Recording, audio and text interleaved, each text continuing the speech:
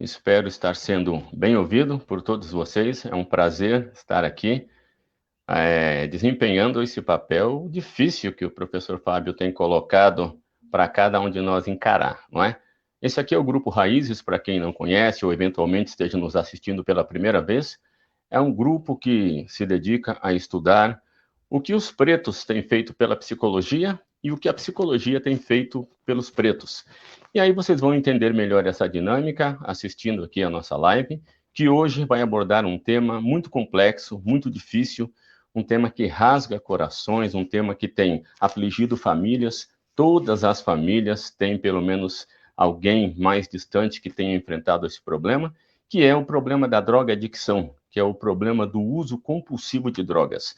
E para abordar essa temática, para desenvolver isso num papo que nós esperamos seja o mais leve possível, não pretendemos trazer tanta teorização, até porque quem está nos assistindo pode não ser necessariamente um psicólogo ou um estudante do tema e apenas quer informações para aprender a lidar com isso. Então, o meu boa noite vai para a nossa amiga Célia Zenaide, que é uma psicóloga preta, periférica, que labuta pela causa da mulher, pela causa dos negros da periferia e tem experiência nesta questão, no lidar, no manejo desse assunto ligado à droga-adicção. Boa noite, Célia. Boa noite. É um prazer muito É, grande ter você conosco aqui no Grupo Raízes. Nós temos feito várias lives a cada sábado com essa temática maior, a coisa tá preta, e aqui nós trazemos os recortes que nós conseguimos sobre como a psicologia tem atuado sobre os pretos e como os pretos têm atuado sobre a psicologia, e aí a gente está aqui para esse bate-papo. Por favor, a palavra é toda sua. tá. Mangueira, tira a poeira dos porões ou abre alas pros teus heróis de barracões, dos Brasis que se faz de um país de Messis, jamelões. São verde-rosas multidões, mangueira, tira a poeira dos porões ou abre alas pros teus heróis de barracões, dos Brasis que se faz de um país de Messis, jamelões. Brasil, meu nego, deixa eu te contar a história que a história não conta, o avesso do mesmo lugar. Na luta é que a gente se encontra, Brasil. Meu dengo, a mangueira chegou com versos que o livro apagou. Desde 1500 tem mais embrasão do que descobrimento. Tem sangue retinto pisado atrás do herói emoldurado. Mulheres, tamoios, mulatos, eu quero um país que não tá no retrato. Brasil, o teu nome é Dandara e a tua cara é de Cariri. Não veio do céu, nem das mãos de Isabel, a liberdade é um dragão do mar de Aracati. Salve os caboclos de julho, quem foi de aço nos anos de chumbo. Brasil, chegou a vez de ouvir as Marias, Mains, Marielles, Malês. Brasil, chegou a vez de ouvir as Marias, Mains, Marielles, Malês. Bom, boa noite. Eu quis começar assim, porque hoje é dia 25 de julho, Dia da Mulher Negra, Americana, Latina e Caribenha. E seria muito ruim eu não lembrar esse dia aqui. E aí, então, o Brasil chegou a vez de ouvir as Marias, as Mains, né? Marielles, Malês. E são dessas Marias, desses Malês, dessas Malês, que a gente vai dialogar um pouco aqui hoje. e trocar um pouco aí de ideia, de reflexões. A gente está terminando aí também o mês de julho, e aí essa música, para quem não sabe, foi o Samba Enredo da Mangueira de 2019, que foi campeão, e fala dos caboclos, né, de julho, e para quem não sabe, a independência da Bahia aconteceu um pouco antes, né, do que o povo fala da nossa aí.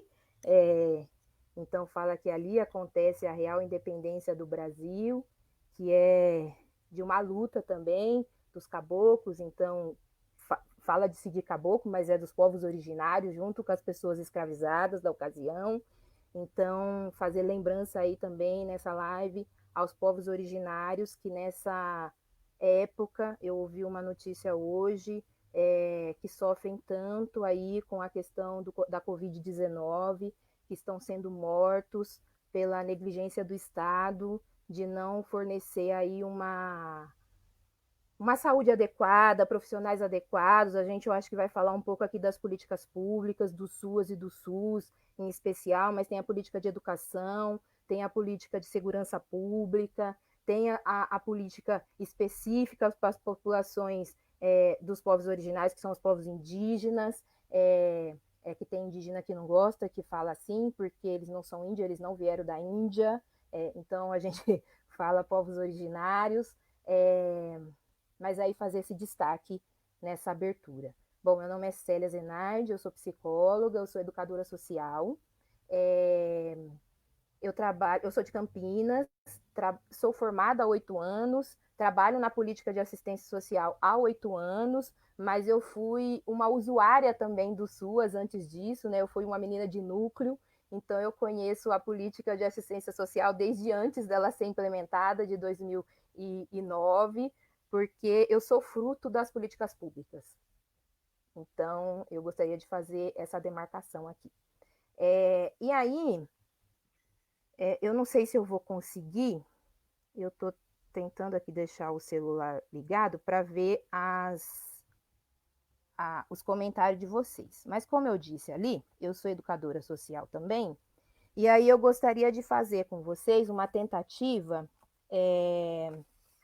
de uma dinâmica, né? Eu não vejo todas vocês, e aí, nesse período de pandemia, não ver o rosto tem sido um dificultador para nós, para todas as pessoas, mas nós, população negra, a gente tem essa coisa, e os brasileiros, né? Nós temos essa coisa do afeto, do afago, de estar junto, de ver a careta, ou de ver a cara de satisfação de ouvir a gente falar.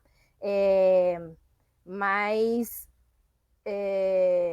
eu vou tentar. Nunca fiz isso, né? Mas estou aqui e vamos juntas e juntos aí tentar fazer essa experiência. E aí, para começar esse diálogo nosso, você marca o tempo, por favor, Aníbal, porque eu não fiz isso. Eu vou tentar falar dentro do tempo. Talvez eu fale menos, mas enfim. Ok, Tá? Estamos acompanhando aqui. Tá bom, muito obrigada. E Fique à vontade. então, eu vou aqui tentar fazer uma dinâmica com vocês e espero que vocês aí consigam responder e a gente vai dialogando também a partir disso. A dinâmica é assim, eu vou fazer a pergunta e vocês respondem ali no chat, quem se sentir à vontade. Eu gostaria que o maior número de pessoas respondesse. Mas para a gente começar a falar desse tema tão importante aí que o Aníbal e o professor Fábio já colocou, eu gostaria de perguntar assim: vocês gostam mais de comida doce ou salgada? Aí só coloca doce ou salgada para ser uma coisa mais ágil, assim.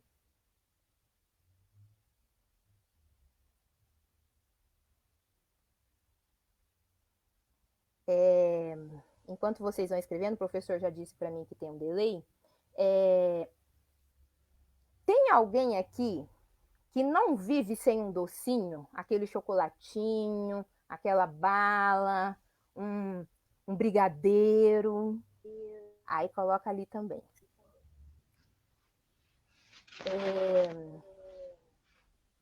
Tem alguém aqui que não vive sem um cafezinho? Que precisa de um cafezinho para acordar? Mas que é muito importante tomar um cafezinho, mesmo se não for de manhã, mas durante o dia. Para se manter acordado, às vezes, né? Para se manter acordado, para estudar, a gente está falando aqui com estudantes. Sim, sim, verdade.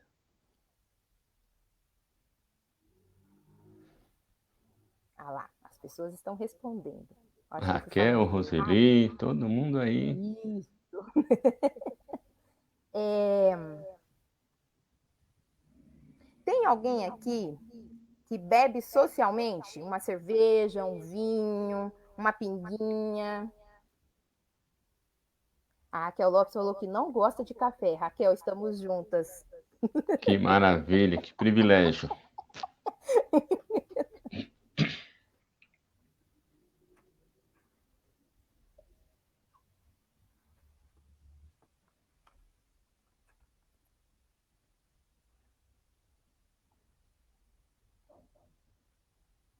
Quem é que está respondendo aqui? Não bebe? Várias pessoas.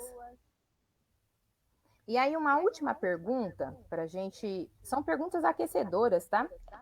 Se fosse presencialmente, eu faria um pouco diferente, mas já que a gente está assim, é para vocês também interagindo aí. Inclusive, sobe aí, né, a live para as outras pessoas serem notificadas para poder assistir a gente. A maconha. Aí vocês respondem para essa sim, não ou talvez, tá? A maconha é sempre a porta de entrada para as outras drogas.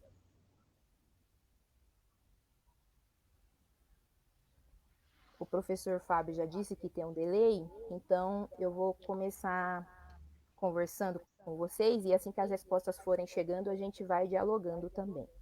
A Divina já Essa colocou sua ali que frase foi uma pergunta, né, Célia? foi uma pergunta. Aí Sim, mas você responde sim, não ou talvez, né? Na ok. verdade é uma afirmação, É né? uma Aí você fala afirmação? sim, Ok, aí você fala sim, não ou talvez. ok. Eu quero começar com um dado de 2008 que diz sobre o consumo por litros per capita, então, de pessoas, e aí é uma média, de refrigerante em alguns países por ano. Então, a China, de 2018, tá, gente, esse dado? A China, per capita, são 410 litros de refrigerante por ano por habitantes. Então, significa que a média de bebidas, cada habitante chinês toma 410 litros ano. Uhum. Pegando um ano que a gente tem 365 dias, porque tem alguns que tem 366, é mais de 1 litro por dia por habitante. O Brasil, nesta, nesta, Estatística? nessa fonte, nessa estatística, tá? Que per capita nós tomamos, né? Por ano, cada cidadão, na média, toma 114 litros por dia. Só para vocês terem uma noção. Tem gente que não toma refrigerante, aí você pode pensar que tem gente bebendo a sua parte. No Brasil, né, no mundo, a 7ª maior causa de morte é a diabetes mellitus, que é a diabetes. Né? Em 8º lugar está as mortes de trânsito, em 1º lugar está a cardiopatia isquêmica. Por que eu estou falando tudo isso? Eu não quero, de forma alguma, colocar aqui o café, e por que eu fiz as perguntas, né, iniciais? Eu não quero colocar aqui em nenhum momento teve alguém aqui que respondeu. Que bom, Divina, que chegou sua resposta aqui. Sobre a maconha, acredita que talvez seja a porta para outras drogas. Então, eu não vou conseguir lembrar. Você colocou aqui, tá bem aqui em cima. Eu bebo socialmente nos finais de semana, tem que rolar aquela breja geladinha. Aí aqui, que legal que tá bem nessa resposta, porque a gente tá falando do uso, né, de drogas, mas quando a gente fala assim, o uso problemático de drogas ou o uso de drogas, a gente pensa a gente tende a pensar, quando a gente fala isso, nas drogas ilícitas. Uhum. Mas e as drogas lícitas? Ai, Célia, mas eu só bebo socialmente. Tem pessoa que bebe uma única vez, pega um carro, sai, bate e mata alguém. A gente pode chamar isso de um uso problemático. Não é o mesmo uso problemático que alguém que faz um uso diário de crack, um uso diário de cocaína, um uso, enfim, um uso intenso dessa substância. E que aí, para a gente falar que isso é um problema ou uma questão, a gente precisa, inclusive, avaliar o componente social desse uso, e aí é mais nisso que eu quero dialogar com vocês, mas se esse uso diário, inclusive, da cocaína, ou do crack, ou da maconha, ou de LSD, enfim, traz algum dano para a pessoa e para o outro, ou para o outro, né? Porque se a gente pegar a questão, o exemplo que eu acabei de dar, né, de uma pessoa que usou álcool uma única vez na vida, ou bebe socialmente, ou nunca tinha bebido e dirigido, e naquele dia ela saiu e por uma questão X, ela bateu esse carro e atropelou alguém, às vezes nem mata, mas atropelou, a gente pode tomar isso como um uso problemático. Porque teve um dano, se o carro for da pessoa, um dano pessoal, né, financeiro, se não teve nenhuma questão com ela do risco físico, mas se ela atropelou alguém, mesmo que seja um atropelo, vamos dizer, mais leve, que ela bateu e a pessoa caiu, só da pessoa levar esse susto, né, já é um dano para o outro. Então, o que eu estou trazendo com tudo isso? O que é o uso problemático?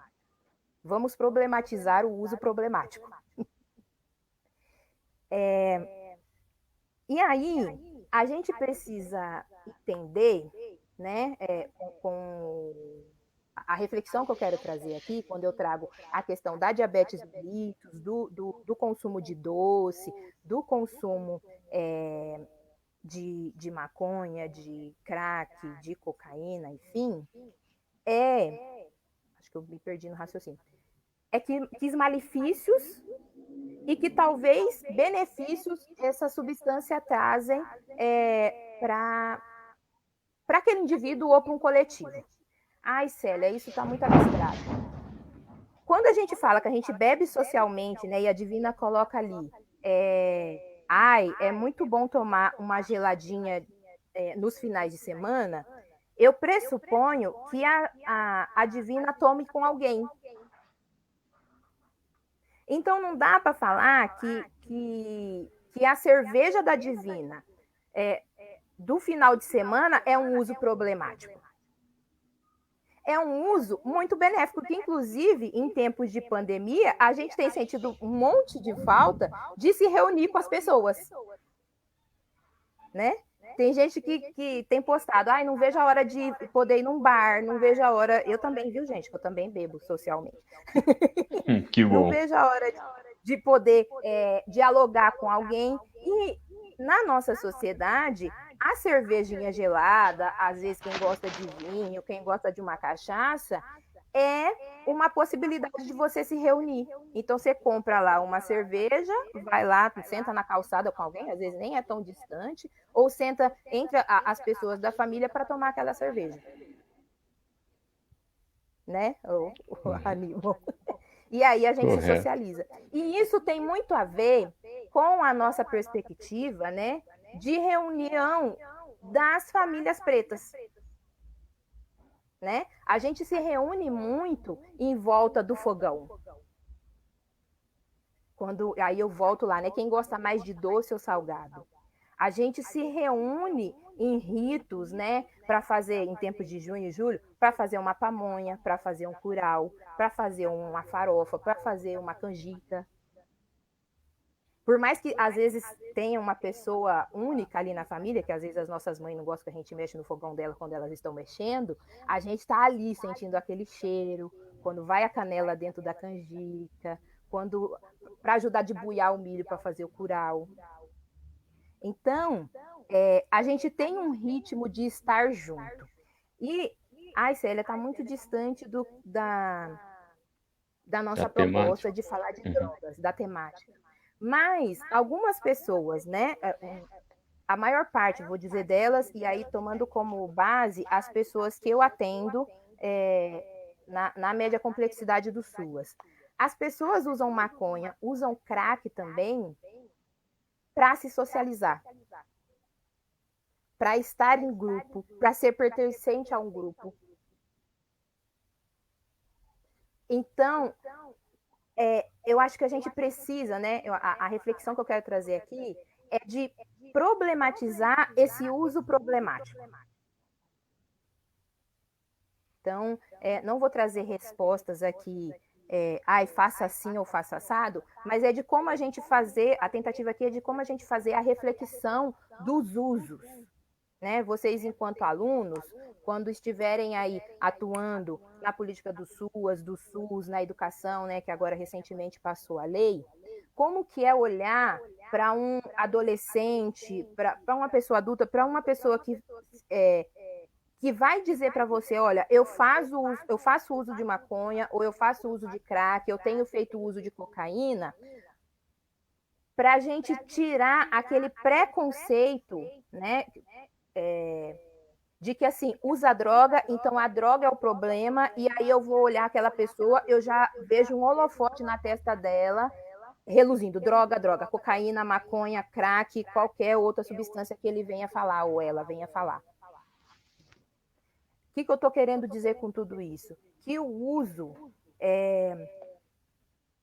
dessas substâncias, né, e seja ela qual for, a gente, enquanto psi, nós devemos refletir ou ter isso em mente, porque a gente tem questões culturais também muito impregnadas, de que o uso da droga não é apenas um uso da droga, biologicamente falando, tem uma questão social. E aí, com isso, eu já quero fazer um link de que, assim, já que a reflexão é uma reflexão crítica, né, sobre a população negra e o uso de drogas, o uso, eu não vou saber dizer, vou sim, o Morumbi é um bairro chique aí de vocês, né, Aníbal? Sim. Isso. O uso da droga por um adolescente branco no bairro Morumbi, se ele tiver, sei lá, portando sei lá, 10 gramas, 100 gramas, né? Eu tô com 10 por conta do menino que morreu de Covid, porque ele foi preso com 10 gramas. Mas vamos lá, se ele estiver portando 10 gramas e fumando um beck no Morumbi, vai ser diferente de um menino que porta 10 gramas e está fumando um beck na periferia, em Guaianazes, por exemplo. Muito diferente. Com tudo isso, eu quero fazer a reflexão de que o uso da droga e a criminalização do uso, ou a problematização do uso, é diferente nas cenas. Contexto, né? O contexto, isso. Estou falando de cena de cinema mesmo, tá? De pegar uma cena, assim. É diferente uma pessoa estar fumando um beck dentro da universidade e estar fumando um beck na favela. Muito provavelmente o cara que está usando, a pessoa que está usando, né, a mina que está usando um beck dentro de uma universidade pode ser interpretada como ela está ali desanuviando, buscando assim uma inspiração. O menino preto na favela fumando um beck, ele já é visto como um traficante, ele nem é visto como um usuário. E aí eu quero trazer, né, uma reflexão de que se a gente pensa, se a gente vai para o atendimento com essa perspectiva de que a pessoa ela ela não é um usuário, portanto, ela é uma pessoa passível de um acompanhamento, tanto do SUAS. Não sei se vocês estão familiarizados com as políticas públicas, que eu acho que talvez tenha pessoas de anos mais recentes, mas SUAS, Sistema Único da Assistência Social, SUS, Sistema Único do SUAS, a política de educação acho que é mais fácil, não tem sigla, a política de segurança pública eu acho que é mais fácil também, né, por conta da polícia, então, enfim, trouxe por conta das siglas que eu estou trazendo aqui. O usuário, ele vai ter uma possibilidade de olhar, isso se ele for um usuário problemático, que traz danos para ele ou para outros, dessas políticas. E aí eu não estou aqui trazendo uma perspectiva patologizante, porque se a gente pensar que a pessoa usuário, ela só vai ser atendida pela saúde, eu estou colocando aqui implicitamente que ela é uma pessoa exclusivamente doente. E não é essa a perspectiva, né? A gente precisa pensar quais são as dimensões e quais são as problemáticas que levam as pessoas, né, as questões, não só problemática, mas acho que as questões ficam melhor, as pessoas a usarem aquela determinada substância. Guardada todas as devidas proporções, não quero colocar aqui lado a lado, mas eu sou uma pessoa que ama um chocolatinho. Tenho minhas razões para isso. Aí, a Raquel, né, que falou, eu não tomo café. Eu não tomo café. Pelo jeito, o Aníbal toma café. E ele tem as razões dele para isso. Uhum. Isso dispara questões emotivas nele, sensações corporais mesmo, física, por exemplo, de deixar acordado. Mas pode ter lembrança da avó, da mãe, de uma tia, de uma vizinha, de qualquer pessoa. 5 minutos, então, Célia. Ai, nossa senhora, eu achei que eu ia falar. O tempo é assim. Pois nossa senhora. É uma explosão. O tempo voa quando o assunto é bom. Gente, eu achei que eu fosse falar até menos e nem falei metade do que eu queria falar. Então, a perspectiva aqui que eu quis trazer é da gente pensar essas possibilidades de reflexões sobre esse uso. E aí, aproveitando esses 5 minutos, eu quero trazer alguns exemplos de reflexão sobre a população negra, né? Hoje, essa guerra às drogas que se tem, né, e a perspectiva de colocar as comunidades terapêuticas de qualquer custo, ou no SUAS ou no SUS, é uma perspectiva capitalista. Por quê? Porque vai dar dinheiro para alguns grupos.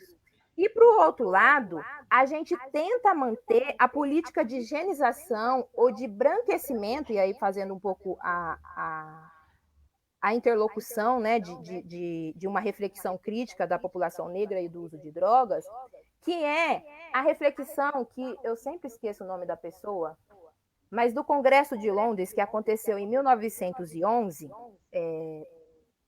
depois eu posso buscar aqui no diálogo, eu trago certinho, mas que um médico foi para Londres representar o Brasil, e lá ele diz que ele afirma naquele congresso que em 100 anos, pela política de miscigenação, no Brasil não teria mais negros. Então, numa perspectiva de aniquilar a população negra que foi trazida,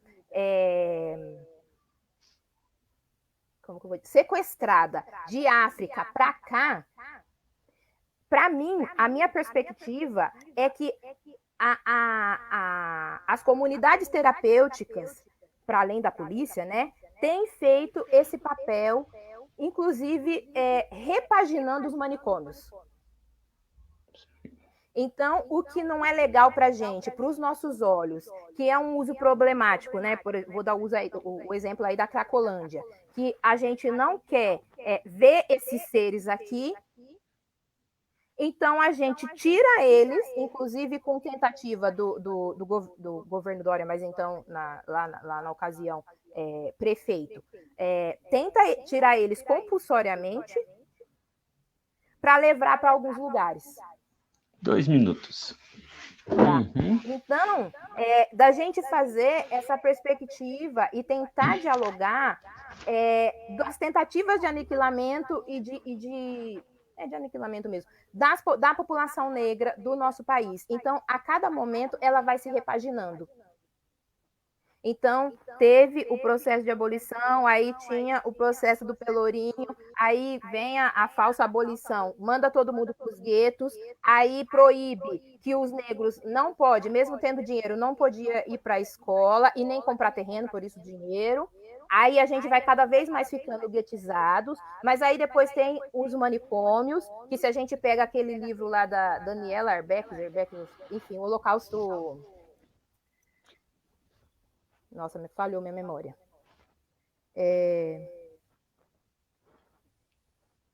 Enfim, eu vou pegar também depois. Você pode postar depois isso aqui para a gente. A gente manda e põe no grupo Raízes. Que fala do Hospital de Barbacena.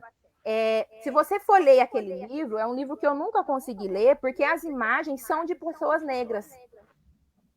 Então, ela vai falar do Hospital de Barbacena, vai falar da questão dos manicômios, mas se você vê lá, majoritariamente as pessoas são negras. Então, vai se repaginando, né, a perspectiva de cumprir o que não se conseguiu lá de 100 anos, né, que foi em 2011, de aniquilar a população negra. E aí tem policiais pisando no pé de mulher negra, mas o guarda lá agora foi condecorado com o desembargador, sei lá, que rasgou o papel na frente dele. Então, a gente vai vendo as formas de tratamento e possibilidades de políticas públicas que envolvem, inclusive, essa questão do uso problemático de drogas. Não estou aqui dizendo que as pessoas...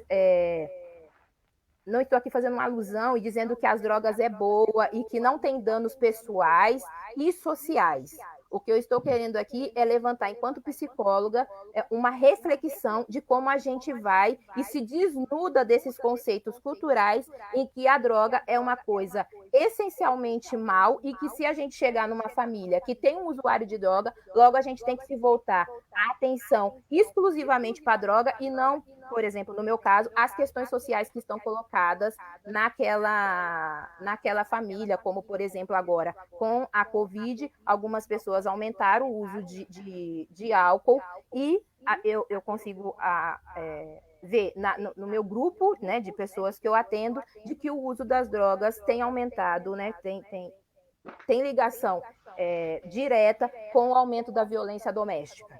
Okay. Só que eu não posso olhar tão e simplesmente para o uso do álcool, mas eu preciso olhar o contexto todo, e aí eu vou ter uma perspectiva de atendimento para essa família, não somente para a mulher, não que seja só minimizando, que sofreu a violência. Eu acho que as contribuições iniciais são essas. Desculpa, muitíssimo obrigado. A gente lamenta muito que tenha que ficar parecendo aqueles debates de campanha política, né? O senhor tem tanto tempo para falar, tanto para réplica, tanto para tréplica, mas enfim, nós temos aí o nosso próximo convidado que também vai trazer sua... Com certeza. O nosso próximo convidado vai trazer também a sua contribuição e depois nós vamos somar essas contribuições e vamos fazer aquele bate-papo rapidinho que a gente espera que seja muito produtivo para todos nós, onde você volta para responder eventuais questões direcionadas aí à sua fala, ao seu discurso. Por enquanto, muitíssimo obrigado, Célia.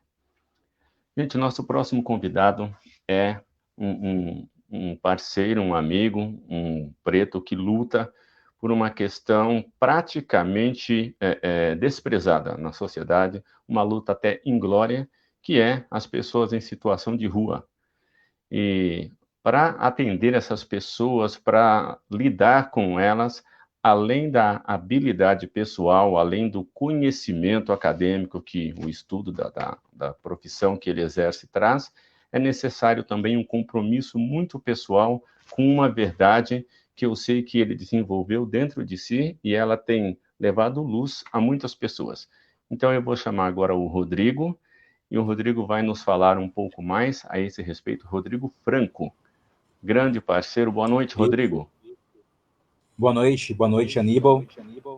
Boa noite a todos aí, todos e todas e todos que estão... Um prazer tê-lo conosco. Queremos agora aí aproveitar esse tempo. Você tem aí meia hora para a sua fala, Nós estamos começando agora às 19h43, estou te passando a palavra, e nessa próxima meia hora, queremos, assim, que você faça um milagre de sintetizar a sua experiência e trazer para a gente o que você considerar mais interessante. A palavra é sua. Não, eu quem agradeço, né, pelo convite, né, muito obrigado, fico muito feliz, né, por ser convidado para falar desse tema, né, que é um tema que vez e outra aparece, né, na televisão e tal, mas nunca, né, da forma que a gente gostaria, né, que fosse de fato tratado, né, com a profundidade. Não é um debate honesto, às vezes, sabe, muito superficial, muito honesto, comum, assim. Então, é um tema que eu acho que é muito necessário a gente falar. Para quem, né, não sabe, eu trabalhei muitos anos na população de rua, região central de São Paulo, né? Quem é de São Paulo conhece ali, região da Sé, Parque Dom Pedro, Glicério, né? Fazer abordagem de rua ali, abordar o pessoal na rua mesmo. E depois eu trabalhei um tempo numa casa que recebia moradores de rua, a maioria da Cracolândia. Quem conhece a região de São Paulo, região da Luz ali, sabe bem, né, como que é aquela região, né? Tem muitos moradores de rua ali. E como disse, né, a Célia falou sobre o Holocausto Brasileiro, eu diria que a Cracolândia é como se fosse, né, ali um manicômio ali a céu aberto, né, um holocausto brasileiro, só que, né, a céu aberto. Você vê muitos corpos ali, muitas pessoas jogadas quase que a própria sorte, praticamente, né? Uma parte bem esquecida já da nossa sociedade. Então, só que ali não estão fechadas, né, numa instituição, como o Barbacena. Lá estão jogadas, né, à rua. E acho que ele até aproveitar o gancho do que ela falou e trazer essa questão, né, de quem é usuário de drogas, né, quem é traficante e quem é só um usuário. Então a gente vê, por exemplo, né, pessoas aí que chegam, são pegas em helicópteros, né, cheios com pasta base, né, para fazer cocaína, ou o avião da FAB, né, Força Aérea Brasileira, né, avião de cocaína, e as notícias não falam que são traficantes. Fala que são, né, pessoas, né, jovens ali, pessoas, né, usuários de drogas, sabe? São notícias bem amenas. Para essas pessoas, né, que a gente sabe muito bem qual é a cor dessas pessoas, né? Agora, uma pessoa da Cracolândia, sabe, que está, de repente, com alguns gramas ali de cocaína, de maconha, de crack, como qual é a notícia retratada? Traficantes são abordados, né? Então, assim, quem é o traficante, né, e quem é o jovem usuário enfim, do entorpecente e tal? Acho que o noticiário já mostra muito bem quem é quem, né? E assim como ela falou também, a Zélia, dos baile funks, né? É interessante, o pessoal fala muito isso, que no baile funk tem... É normal a polícia chegar, porque rola muita droga. E sim, de fato, tem droga? Tem. Mas assim, me pergunto, será que no Lollapalooza não tem droga? Será que no Rock in Rio não tem droga? E assim, a gente não vê essa mesma abordagem policial chegando, entendeu? Então, assim, será que a questão é a droga? Porque quem está no Lollapalooza? Quem tem dinheiro para pagar o Lollapalooza? Para ir no Rock in Rio? Qual é a cor dessas pessoas que estão lá? Qual é a classe social que essas pessoas pertencem? E, sim, não tem droga lá? Eu acho que tem muita droga lá. Mas aí, sabe, quem é, né, o usuário de droga e quem é o traficante, o pessoal mal intencionado, né? Isso acho que se estende. A gente pensar até na literatura, por exemplo. Eu estava pensando aqui. Tem o escritor Bukowski, né, que é muito celebrado aí, tem página no Facebook, no Instagram, né, que é um escritor muito bom, realmente, né? E ele tinha essa questão com o álcool, né, de ser um escritor boêmio, né? Ele é visto como um escritor boêmio. Agora, por exemplo, Lima Barreto, o negro, sabe? Não é, já é visto como um alcoolista, como um alcoólatra. Chegou até a ser internado num hospital psiquiátrico, né? Inclusive tem o livro dele, O Cemitério dos Vivos, quem não leu, acho que é um livro excelente. Assim como o Holocausto Brasileiro, ele fala muito bem nessa questão do manicômio, da institucionalização. Acho que é um ótimo livro para todo mundo. Quem puder ler aí, quem puder e quiser ler, eu recomendo, que ele fala da experiência dele, né?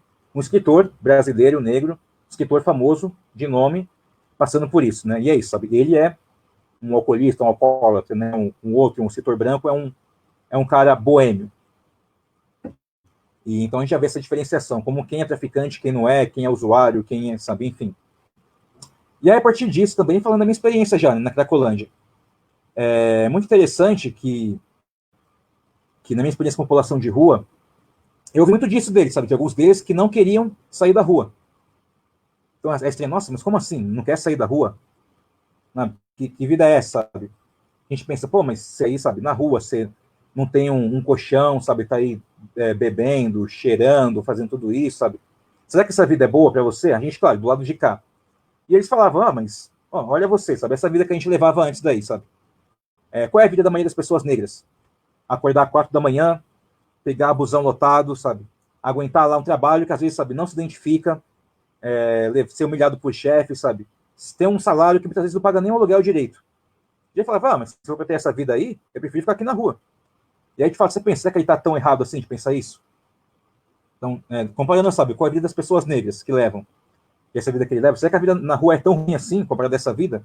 Sabe, quem tem a vida mais sofrida aí no caso? Não sei, sabe, eu pensei, verdade, você tem razão nesse ponto. E também na Cracolândia, eu lembro, nossa, uma fala para mim que foi muito forte, né? Nesse serviço que eu tava, né, que nessa casa que eu atuava, que recebia moradores de rua, né, que moravam lá por um tempo, e aí tinha um deles que ia ficar alguns dias, que depois ele ia ser encaminhado para uma comunidade terapêutica, né, para ficar lá 6 meses, né, tentar, enfim, fazer tratamento e tal. E aí no grupo ele falou uma coisa que, assim, que eu achei muito significativa. É até interessante que ele não gostava de psicólogo. Ele falava, esse psicólogo aí de CRP e tal, não ajuda a gente e tal, e falou mal de psicólogo, né? Mas tudo bem, né? Eu entendo que, né, talvez ele não tenha tido uma boa relação, né, com os psicólogos que ele, né, atenderam ele, né, mas, né, enfim. Discordo, né, que todos nós somos, né, somos assim. E ele falou o seguinte, falando, na Cracolândia, eu sou só mais um. Sabe, se eu andar por aqui, nas ruas aqui de outros bairros, as pessoas me olham torto, sabe? As pessoas vão esconder o celular, vão esconder a bolsa, sabe? Quando me vê, sabe? Vão ver minha roupa aqui mal vestida, sabe? Vão olhar feio para mim, nossa, aquele cara lá, sabe? Apontar com uma cara de desprezo, sabe? Um semblante assim de nojo mesmo, sabe? E ele fala, meu, eu não quero isso, não preciso passar por isso. Aqui, você não é tão assim, por mais triste, né, que seja esse cenário da Cracolândia, é até engraçado. Aqui eu sou só mais um. Sabe, ninguém aponta para mim, ninguém me olha feio, ninguém me olha torto. Então é interessante pensar, né, como um cenário que a gente acha que é um cenário que, de fato, pra gente, ele é hostil, né, um cenário muito ruim, que, de fato, eu imagino, né, que deva ser, mas para eles, né, para alguns deles, não, sabe, é isso. Ali eu sou uma pessoa normal, como qualquer outra, sabe. Eu sou só mais um, de repente, sabe, que não fez faculdade, que não conseguiu concluir o ensino médio, só mais um, sabe, que talvez não fale, né, com um linguajar rebuscado, que não tenha uma aparência física, né, como as pessoas acham que eu deveria ter nesse padrão de beleza. Ele é só mais um, ele é um anônimo, sabe?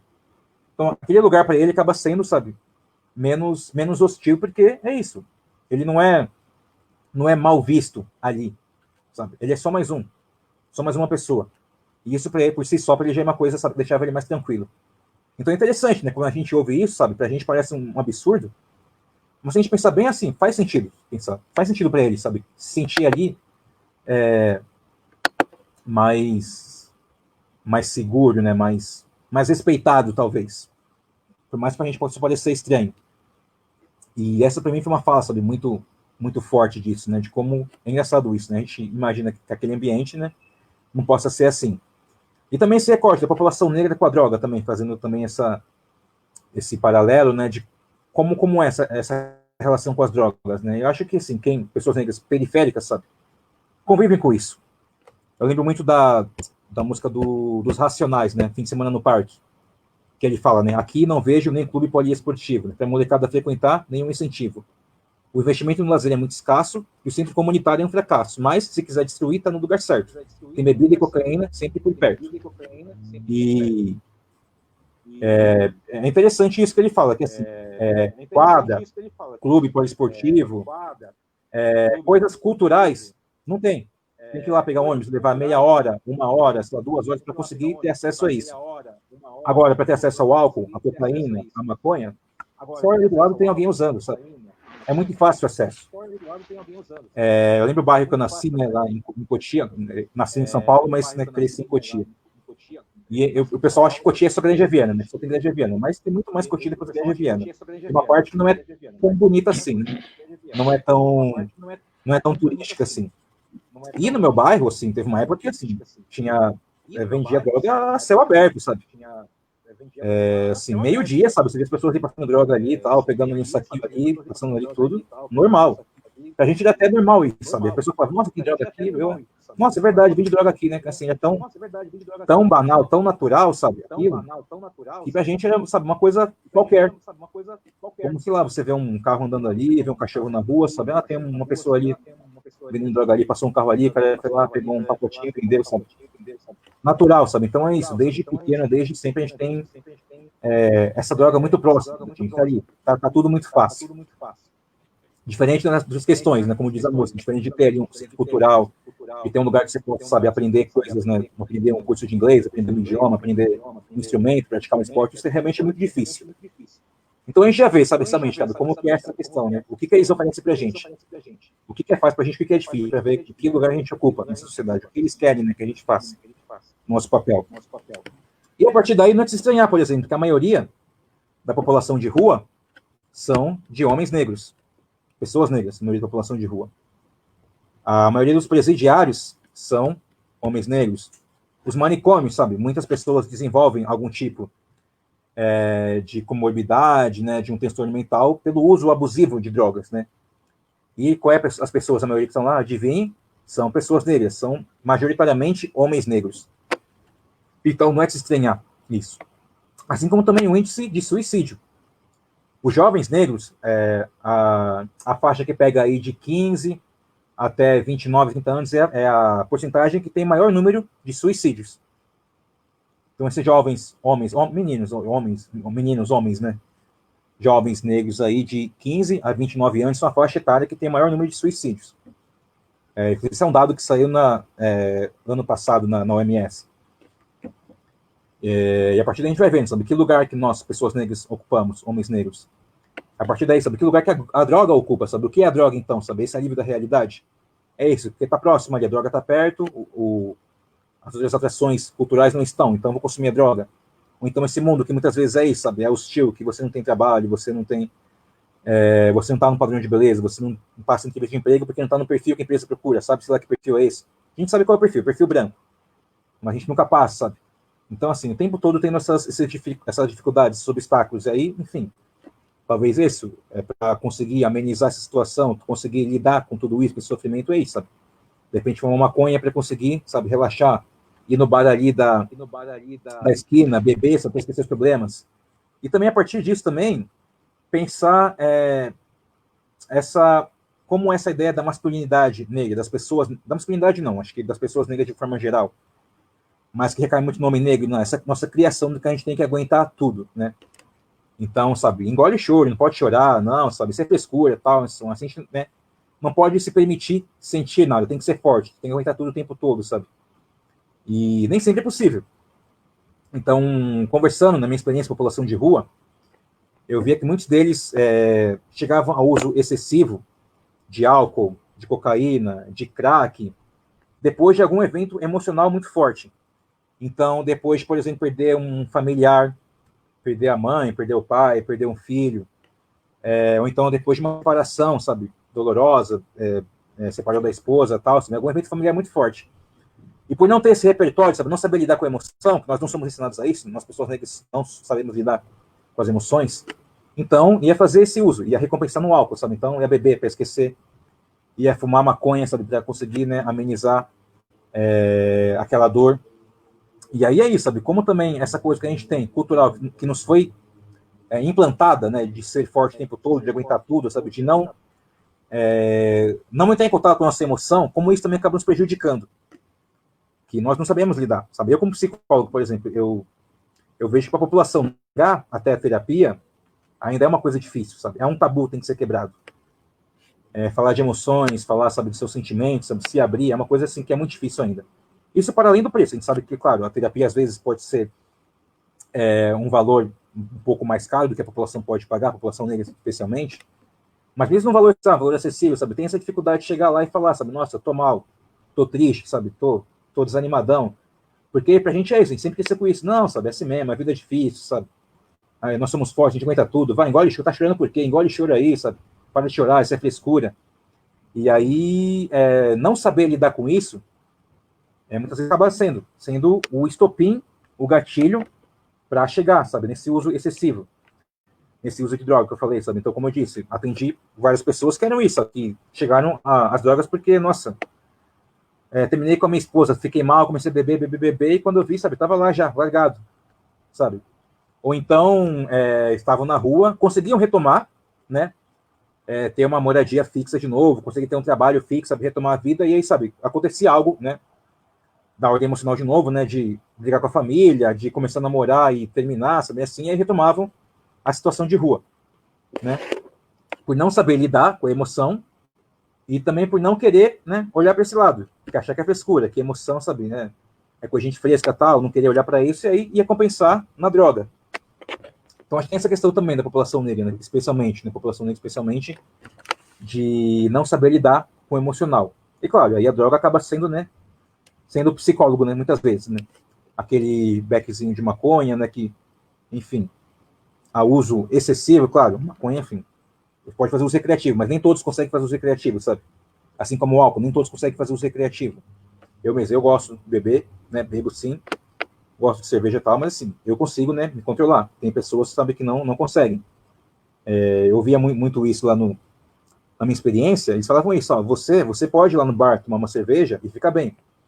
Eu não. Se eu tomar uma, sabe, eu vou para segunda, terceira, quarta, quinta, sexta, e aí só Deus sabe onde vou parar. Então, assim, isso também é importante, né, saber pontuar. O uso recreativo, né, muitos fazem uso recreativo, e alguns que realmente não conseguem fazer uso recreativo. Tem gente que consegue. Que começa no primeiro, vai na segunda, terceira, e aí vai desencadeando, sabe? De repente, sabe, já tá lá no bar, 7 da manhã, sabe? E deixa de trabalhar, deixa de voltar para a família e tal, perde completamente o controle, né, da situação. E, infelizmente... Oi? Desculpa, você me ouve aí, né? Tá conseguindo me ouvir? Sim. Assim, né, era só um adendo aqui, na verdade, na sua fala, com relação especificamente a essa temática que você trouxe, que é a população em situação de rua. Há uma coisa específica que eu já ouvi de alguns deles, não com essas palavras, mas que é a sensação de pertencimento. Eles conseguem se ver iguais ali, né? Ao ponto de que vários deles preferem, mesmo tendo possibilidade de ir para um albergue, de ir para um local onde ele possa ter um banho, ele possa ter uma refeição, ele possa estar, teoricamente, em maior segurança, ainda assim ele opta por ir para a rua e estar com aqueles outros com os quais ele se sente pertencente. Isso existe mesmo? Você enxerga assim também? Sim. A família dele da rua, né? Família de rua, né? Que ele construiu ali. É como eu disse, por exemplo, no começo da Polônia, sabe? Do cara que não quer sair de lá. Ele fala, não, mas aqui, sabe? Eu pertenço a esse lugar, sabe? Aqui eu sou igual a todos, sabe? Não tem... não me sinto subjugado, não me sinto menosprezado por estar aqui, né? Correto. Então, assim, eles falam isso. Eu prefiro estar aqui na rua, na Cracolândia, sabe? Ninguém vai me olhar torto porque eu tô, sabe, com uma roupa aqui, né, meio rasgada, meio suja, sabe? Ninguém vai me achar feio porque eu ando, sabe, eu usei droga e tô andando assim, talvez de um jeito, né, meio estranho e tal. Não, aqui eu sou só mais um, sabe? Ninguém me conta, ninguém ri de mim, ninguém me olha com cara de reprovação. Eu sou mais um, sabe? Estou aqui entre iguais. E sobre albergues, sim, tem isso também. Eles preferem a rua aos albergues. Isso é muito comum. Eu trabalhei, esse trabalho que eu falei, região da Saia Arredores, meu trabalho é exatamente esse, né? Abordar na rua e oferecer para eles vagas em albergue. E tinha muito deles que queriam, não, prefiro ficar aqui na rua, sabe? É melhor. Aqui eu estou, sabe, com as pessoas que eu conheço, com as pessoas que eu gosto, sabe? De repente ali no albergue, ainda mais albergues maiores, albergues, sabe, tem 100, 200, 500 pessoas, tem muita gente ali que ele não conhece, que ele não se dá bem, sabe, que não tem essa afinidade. E que eu prefiro estar ali na rua mesmo, porque ali, sabe, a região já conhece.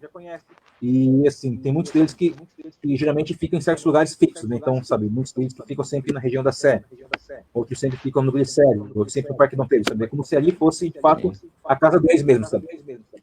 Como a gente tem casa fixa, então, ali eu fico sempre ali, no barraco ali é o lugar que eu fico. Então, ali eu já conheço o vizinho ali, né? Já sei o cachorro que tem ali, até, sabe, de repente o cara, dono da venda ali, já me conhece, então ele não vai me estranhar, sabe? Ele sabe que eu sou de boa, que eu tô aqui, sabe? Não vai me expulsar, não vai querer jogar, né? Tacar água aqui para me expulsar, falar mal de mim, não, ele já conhece aqui, sabe que eu fico aqui, então tenho essa relação boa com ele. Então tem muito isso sim, né, ter, digamos, essa família que ele construiu ali na rua, esses vínculos, né? De rua. Muito legal isso.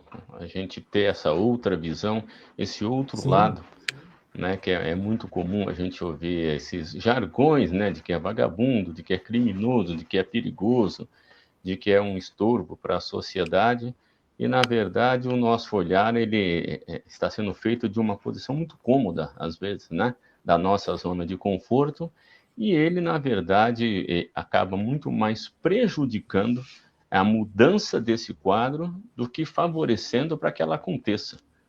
Né? A gente vê aí na questão das políticas públicas, por exemplo, talvez você pudesse falar até um pouco sobre isso. A Célia Zenaide também falou um pouco sobre a questão da intervenção dos nossos governantes sobre isso, das políticas públicas de fato, o como elas atuam, ou melhor, não atuam, deveriam atuar, não é? Porque você tem aí noticiários dando conta quase todos os dias de que toneladas de droga foram apreendidas, mas o consumo de droga não diminui. O número de pessoas que estão sempre aí sendo prejudicadas, algumas morrendo por overdose ou em consequência do uso de drogas, vítimas da violência em consequência do uso de drogas, esses números não param de crescer. Então, alguma coisa está errada nessas duas formas de demonstrar números, né? A polícia apreendendo números imensos e o consumo aumentando, principalmente agora numa época de pandemia. Como é que você acaba raciocinando um pouco sobre esse quadro, esse paradoxo que a gente observa cotidianamente? Tem políticas que são, que de fato, sabe, tratam de uma maneira muito superficial. É um assunto muito complexo. E quanto a isso, o mercado de drogas, a gente sabe, é um mercado que dá muito lucro, sabe? O mercado de drogas, o de armas e o farmacêutico são os três maiores, eu não sei se necessariamente nessa ordem, mas são os três maiores mercados que tem, em questão de renda, em movimento de dinheiro. O farmacêutico, o de armas e o de drogas. Então, assim, é uma população que acaba movimentando esses mercados, sabe? Então, é interessante ter a população que movimente isso, sabe? Esse mercado. E você está falando de uma ponta interessante também, de ser vagabundo. Eu não vou lembrar agora o nome da tese, vou ficar devendo. Mas depois eu mando para quem tiver interesse. Que fez esse estudo de população de rua, que mostra que a maioria deles não são. Eles trabalham, a maioria deles, sabe? É que fazem trabalhos, esse trabalho que ninguém, esse trabalho é invisível, sabe? Com reciclagem, você sabe, com montagem de palco, sabe? Muitas vezes ajudam a montar palco, que evento por aí que a gente vê por aí. Carga e descarga, sabe? De mercadoria, de feira, de mercado, sabe? Eles fazem esse tipo de serviço que é meio que invisível. Mas a maioria dos moradores de rua fazem, sim, algum tipo de trabalho. Do pedinte, sabe? Ficar ali na rua pedinte, não corresponde à maioria, você tem ideia.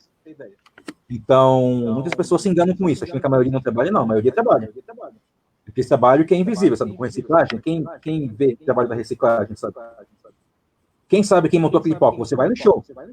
Sim. Aquele show privado, do Credit Card Hall, da Virada Cultural, sabe? Show no Engabaú, você vai no show. No comício, o que seja, mas você sabe quem montou aquele palco, sabe? E, inclusive, onde eu trabalho, eu vi muitos deles saírem para fazer esse tipo de trabalho, de montar palco, sabe? De montar palco, de carga e descarga de mercado, enfim. Então, essa ideia é uma ideia bem equivocada, de que são vagabundos, que a maioria deles trabalha. Verdade. E voltando agora às públicas, que, pelo menos que eu penso o seguinte, sabe? Que não adianta você só inserir um morador de rua no trabalho, sabe? Numa escola, sabe? As pessoas, a sociedade de modo geral, está preparada para isso?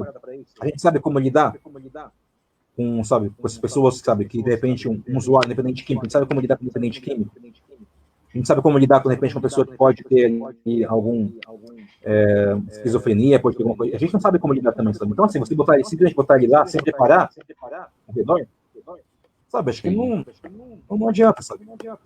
O quanto nós também estamos preparados para isso, sabe? Porque assim, a gente também tem que aprender. Para essa realidade, né? Sim. Sim, claro. Só, você achar que o problema é só eles, sabe? Eles têm que ir lá se corrigir e pronto. Não, a gente também, nós, sabe? Sabemos lidar com isso, com uma pessoa ali que está, de repente, sabe, na abstinência, uma fissura, sabe? Um esquizofrênico ali, a gente sabe como lidar com isso? Eu diria que não. Sim, como que até porque... pessoas se a gente não sabe lidar com elas. E aí me lembra só, para finalizar, fecha minha fala, rapidinho. Para quem viu, não vou fazer spoiler não, tá? É só uma fala que é do filme Coringa, né? Que a gente fala, né, que as pessoas, né, a pior parte de uma doença mental é que as pessoas querem que você comporte como se você não tivesse uma. Então, se você tem doença mental, ele vai ter comportamento de uma pessoa que tem uma doença. Não dá pra você esperar que ele não tenha aquele comportamento, sabe? E é isso, sabe? O quanto nós estamos preparados para isso. Então, né? É isso, que eu não entendo demais.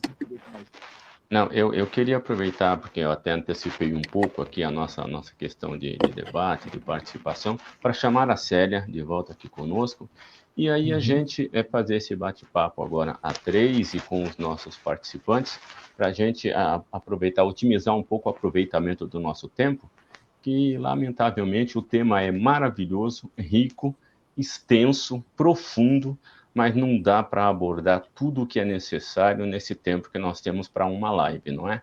Então, aproveitar assim, as experiências de ambos e aí assim colocar a experiência de vocês, nós colocarmos aqui, aproveitarmos essa experiência de vocês, melhor dizendo, para a nossa atuação futura e já presente, os colegas que já atuam, já enfrentam uma realidade, o Rodrigo bem colocou agora, para a qual nós não estamos preparados, e eu acho que a vida acadêmica nunca nos dará o suporte pleno para essa realidade. Não há livros, não há teorias, não há teses que conseguiram, assim, olha, finalizar o tema, né?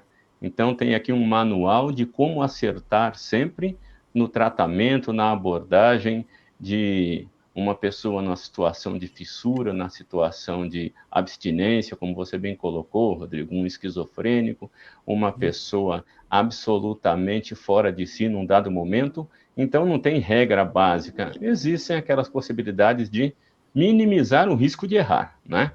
Mas sim, penso eu que não existe um manual que nos faça acertar sempre. Então, vamos aqui ouvir um pouco da Célia, a opinião dela, e as pessoas que quiserem mandar suas perguntas, eu acho que aí a gente consegue otimizar um pouco mais. Sim, dialogando um pouco aí com o Rodrigo, é isso, né? As pessoas que estão na rua, elas não estão... Bom, primeiro que não são todas as pessoas que estão na rua que fazem uso de drogas, né? Porque aí também tem esse outro estigma, né? Se fazem... Qual que é a razão social, né, desse uso? Porque é isso, a gente... e somos aceitos que tomamos nossa cervejinha. Qual é a razão social desse uso? Sempre nessa perspectiva, né? Entendi que o Rodrigo trouxe muito nessa perspectiva também, de, olha, a gente vai olhar para a droga, para o uso problemático que ela causa para aquela pessoa também, ou que pode causar para outros, né? Mas que muitos deles, inclusive, porque é isso também, né? Usou droga, é traficante e rouba. Essa lógica, né? Não sei se nessa ordem, mas é essa a lógica. Tá com um beck na mão, é traficante e rouba, vai me roubar. E aí a gente já tem esse estigma, porque assim, é preto, rouba, então é preto, eu vou atravessar a rua. Então tem sempre os agravantes para nós, população negra. E aí, que guetos são esses, né? A tentativa de diálogo é essa, que guetos são esses que a gente tem formado, ou que inclusive a nossa formação, né? Porque a nossa formação é majoritariamente de professores brancos. Que bom encontrar o Fábio aqui, sendo um professor negro, e que está, inclusive, fazendo esses diálogos e essas lives, né? Em tempos tão difíceis que a gente tem vivenciado, e nós não estamos isento disso, porque nós também estamos vivenciando isso. Fiquei bem surpresa de eu ter falado meia hora, eu achei que eu fosse falar 15 minutos, e é isso também, né? Fruto de uma não aceite de fazer lives, porque também tenho sofrido com a questão do Covid. Eu sou uma trabalhadora essencial, tenho ido para as ruas trabalhar, mas ao mesmo eu vou trabalhar... eu acho que faz uns 3 meses que eu não passava um batom, porque com a máscara não dá mais para passar batom. Com a máscara não dá mais para usar turbante assim, porque você... com o uso, né, dos EPIs, não pode ter toque, tem que ter o máximo das questões aí, enfim, das questões técnicas aí de contaminação. Então não dá para usar turbante. É interessante que o cabelo esteja mais preso para ter o mínimo de contaminação possível, porque a hora que vai chegar tem que tomar banho, enfim. E aí ter esse diálogo também foi um desafio, né, de fazer isso nesses tempos. Então quero parabenizar o professor Fábio, que tem aí, estou entendendo que é ele que puxa junto com o coletivo de alunos, e parabenizar os alunos que têm aceitado essa empreitada e têm aceitado estarem aqui também, né? E agradeço aí o convite de antemão. Mas aí voltando, parte dessas pessoas, né, eles vendem aí são catadores e vendem seus reciclados para sustentar o uso. Então ela não vai te roubar. né? Eu sou amiga, né? Embora eu não trabalhe diretamente com a população em situação de rua, eu sou amiga de um monte de gente que mora no centro de Campinas. E por vezes as minhas amigas, né, ou colegas chegam, eu estou passando, né, pelo centro, às vezes ocorre, e eu falo, oi fulano, oi ciclano, oi betano. Você conversa com a população em situação de rua, e por que não? Né? Olhar para essa população, e aí é essa tentativa de perspectiva que a gente tem tentado, né? Eu nem conheci o Rodrigo, mas com logo isso passa, a gente vai poder se conhecer pessoalmente, trocar outras ideias. É a gente olhar, não somente, o Aníbal também, não somente para a questão biológica e o quanto isso traz de mal, mas olhar para esse contexto social, né? Se a gente consegue olhar isso, a gente consegue atuar enquanto psicólogos, e vocês que, não sei se já estão fazendo estágio, mas brevemente estarão, né? Vão conseguir olhar para essa população e entender que tem uma história, não olhar só para a droga. A gente tem algumas perguntas aqui já, eu posso trazer e aí a gente ir fazendo esse bate-papo? Vamos aqui dar uma olhadinha. Há uma pergunta do Abraão, acho que é de Jetiar. De Jetiar, isso. Quais as orientações que vocês dão para uma pessoa que tem um familiar na situação de dependência química? Buscar tratamento também, sabe? Tem, por exemplo, o grupo Amor Exigente, né, que trabalha só com familiares de dependentes químicos. Porque a família adoece junto, né? Então tem dependente químico, a família vai adoecendo junto com ele, não é só o dependente que adoece. Claro. Então, por exemplo, o Amor Exigente é um grupo que trabalha com os familiares só. E aí dão, sabe, como dicas de como, né, como lidar com essa situação, sabe, de como, né, o que pode ou não, né, pode, nem quem pode não pode, né, mas, né, quais situações talvez sejam melhores, né, para conseguir ajudar esse dependente químico. Então é isso, acho que buscar também tratamento para a família também. Muito bem. E não pensar, porque assim, a gente pensa, uso problemático de drogas, abstinência. Às vezes este não é o melhor tratamento, porque às vezes a gente só pensa que existe esse, e que este é a única possibilidade. Mas a possibilidade, estou entendendo que o Rodrigo trabalha nessa perspectiva, da redução de danos, de um agrupamento de tratamentos. Por exemplo, uma tentativa de abstinência, talvez pelo NA, porque lá não é uma abstinência pela abstinência, mas o diálogo entre pares, que um vai cuidar do outro, é mais um cuidado um com o outro do que uma abstinência. Então, Perfeito. ver em qual tratamento, em qual possibilidade que essa pessoa vai se adequar melhor, porque a gente tem história aí também de pessoas que foi 10 vezes internado e volta de novo para o uso. Correto. Não, é interessante também você falar isso, que assim, a recaída faz parte, sabe? Você ter essas recaídas. É super natural ter recaída. Então, às vezes, a família não entende isso, sabe?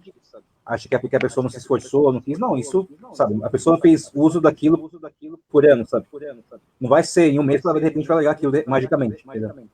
Então, assim, ela vai dar algumas áreas, é natural que tem os lápis, não se cair, isso faz parte do tratamento mesmo.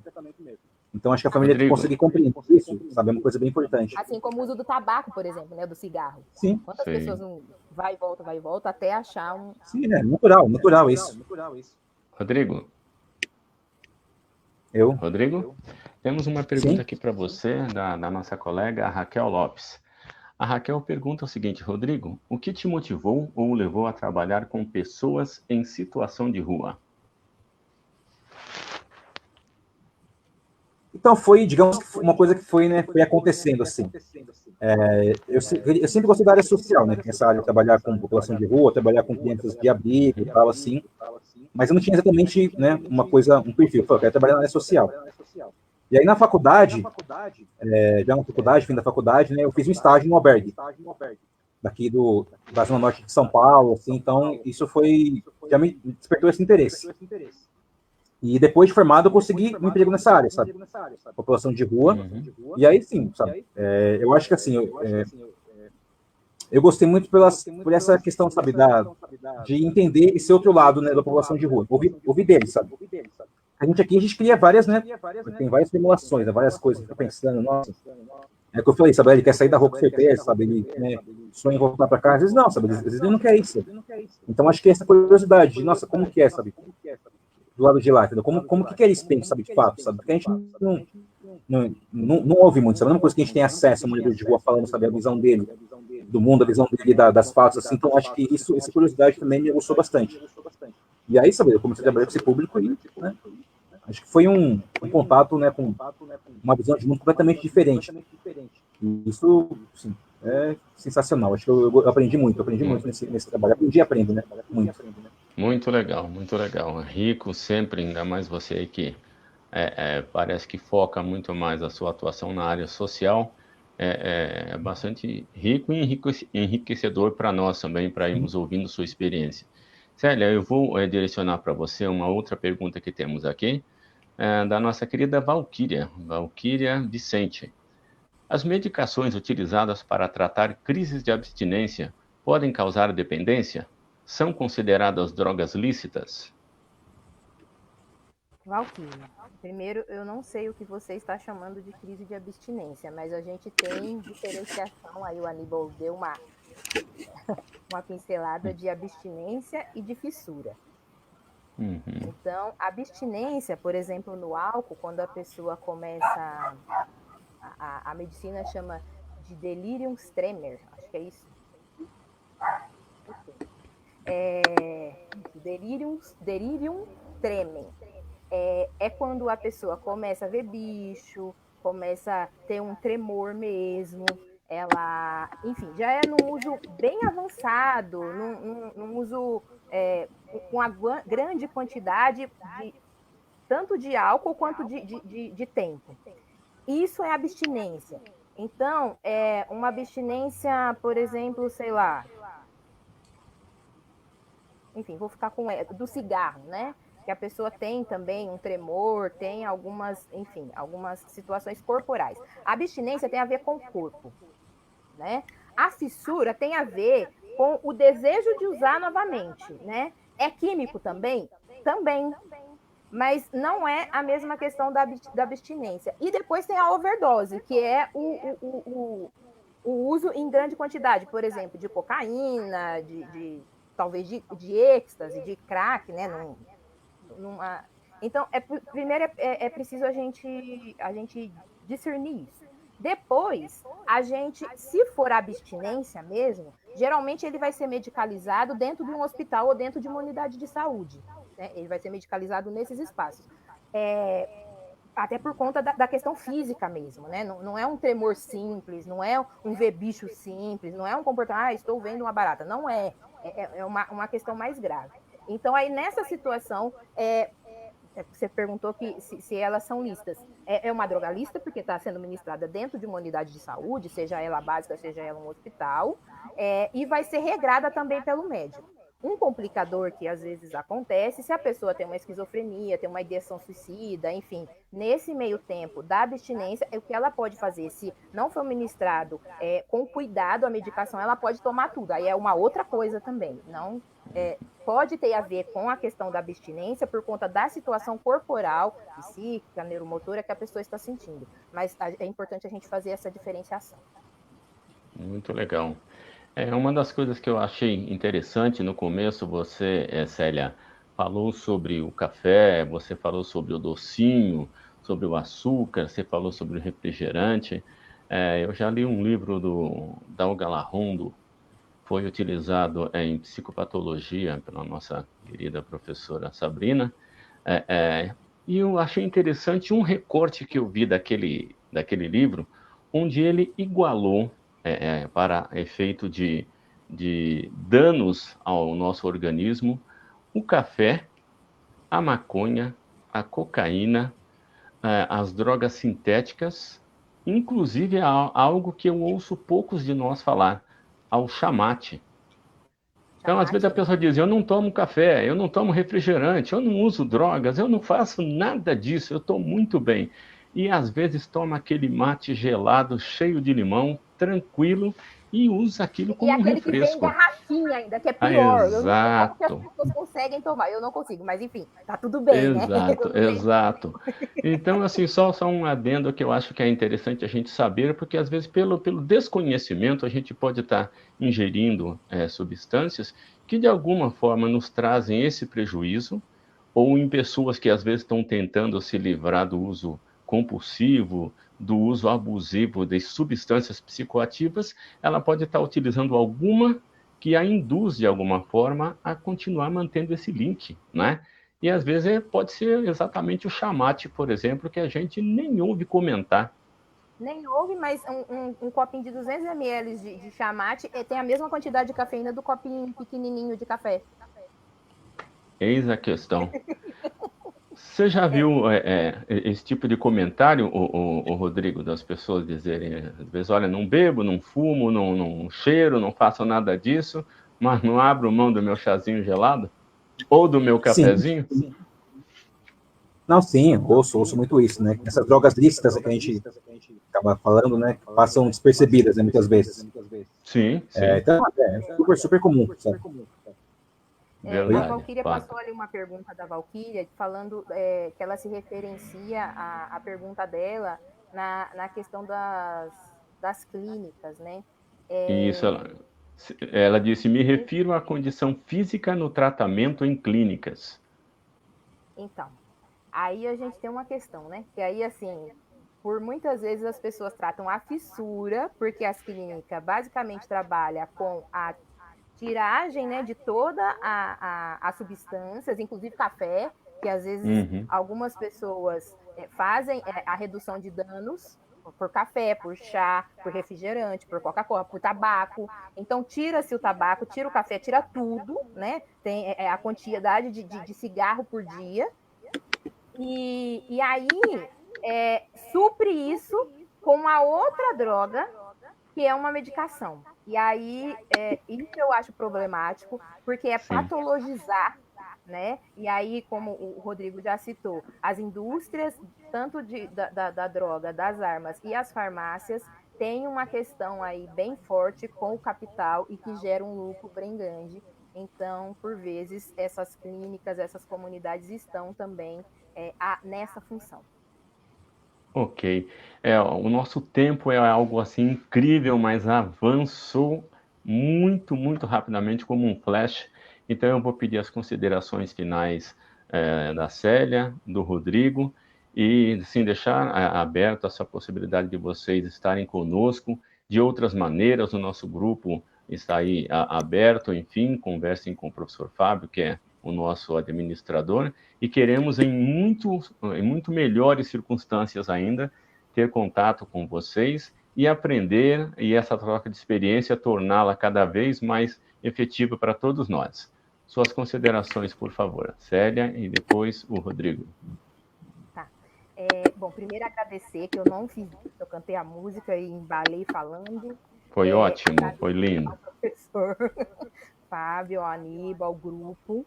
O professor Fábio está aqui comentando no grupo aqui, né? Os temas são bons, o tempo nem vê passar, e aí com a questão da quarentena, acho que eu me desorganizei mais ainda com o tempo, mas agradecer.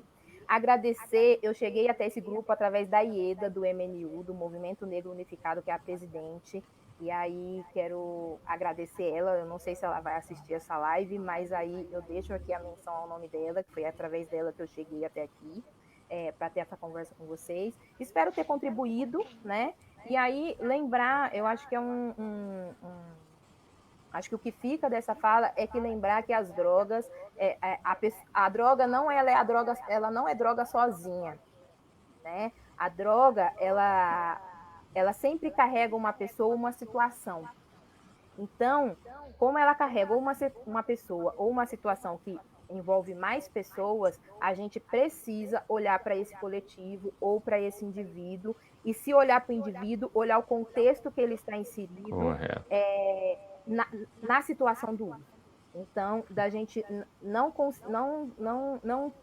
olhar para um usuário de droga como se ele fosse a cocaína, o crack, a maconha ou qualquer outra substância aí que ele use ou ela use. É Muito muito bem. importante. Eu tinha preparado Ok. aqui na minha fala um recorte do uso de álcool e outras drogas para as mulheres, mas aí eu acho que eu deixo aí o desafio para vocês, talvez fazer uma outra live para dizer disso. O tempo escorre, como já disse Lulu Santos, escorre pelas mãos. Por favor, Rodrigo, suas considerações finais. Bom, primeiro Temos agradecer, né, o 2 convite, minutos. né, aliás, 2 minutos? Sim, Ah, tá, tudo não, isso. não. Deixa eu ser rápido aqui. Primeiro, a Gilda, que apareceu aqui, né, que me convidou, que me fez o convite para participar dessa live. Então, obrigado, Gilda, obrigado a você, Aníbal, Fábio, Foi um Sérgio prazer. também, né, que pediu a live aí comigo. Todo mundo aí que assistiu, né, todo mundo que assistiu, que interagiu aí, fez perguntas. Muito obrigado mesmo, né, pena, né, ficaria, claro, mais tempo aqui. Esse assunto, né, assunto que daria para discutir eternamente, né. Certamente. E muito obrigado a todo mundo que viu aí, que interagiu. E assim também deixa aí, sabe? Como dica é isso, buscar sempre informação, né? A gente vê muita opinião sobre por aí, sobre pessoas que às vezes não tentaram se debruçar sobre o tema, né? Esse assunto tão complexo de drogas e tudo assim. Então buscar informação, se informar sobre drogas, sobre população de rua, sobre Cracolândia, sabe? Sempre procurar, né? E um pouco além do que chega a gente muitas vezes, né? Que às vezes é uma Sem dúvida. opinião, né, muito distorcida. E é isso, né? Muito obrigado. Boa noite a todos. Muito bem. Mais uma Nós vez. agradecemos. O professor Fábio já me deu aqui um toquinho também. Precisamos encerrar em razão de outras necessidades, né, pessoais, familiares. E agradecer imensamente a vocês, é o meu dever de ofício, mas é antes um prazer. Agradecê-los primeiro por terem aceitado esse convite.